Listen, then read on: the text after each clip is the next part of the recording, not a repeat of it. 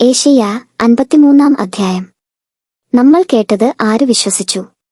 കർത്താവിന്റെ കരം ആർക്കു വെളിപ്പെട്ടിട്ടുണ്ട്? തൈച്ചെടി പോലെ, വരണ്ട ഭൂമിയിൽ നിൽക്കുന്ന മുള പോലെ അവൻ അവിടുത്തെ മുൻപിൽ വളർന്നു. ശ്രദ്ധാർഹമായ രൂപഭംഗിയോ ഗാംഭീര്യമോ ആകർഷകമായ സൗന്ദര്യമോ അവനുണ്ടായിരുന്നില്ല. അവൻ മനുഷ്യരാൽ നിന്ദിക്കപ്പെടുകയും ഉപേക്ഷിക്കപ്പെടുകയും ചെയ്തു. അവൻ വേദനയും ദുഃഖവും നിറഞ്ഞവനായിരുന്നു.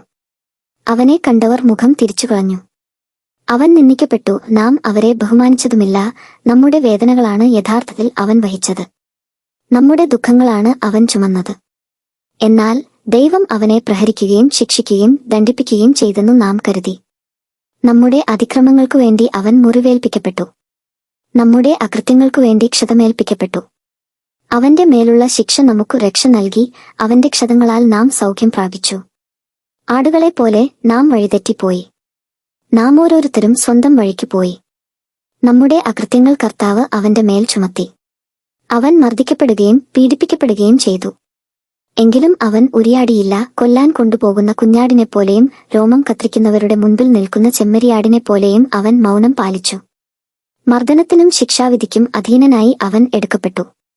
എന്റെ ജനത്തിന്റെ പാപം നിമിത്തമാണ് അവൻ പീഡനമേറ്റ് ജീവിക്കുന്നവരുടെ ഇടയിൽ നിന്ന് വിച്ഛേദിക്കപ്പെട്ടതെന്ന് അവന്റെ തലമുറയിൽ ആരു കരുതി?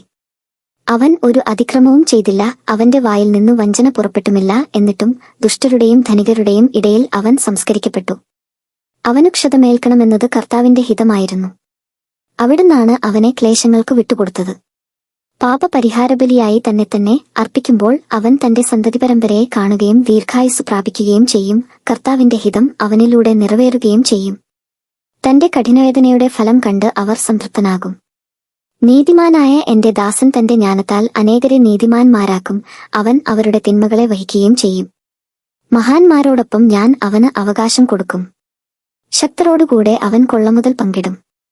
എന്തെന്നാൽ അവൻ തന്റെ ജീവനെ മരണത്തിന് ഏൽപ്പിച്ചു കൊടുക്കുകയും പാപികളോടുകൂടെ എണ്ണപ്പെടുകയും ചെയ്തു.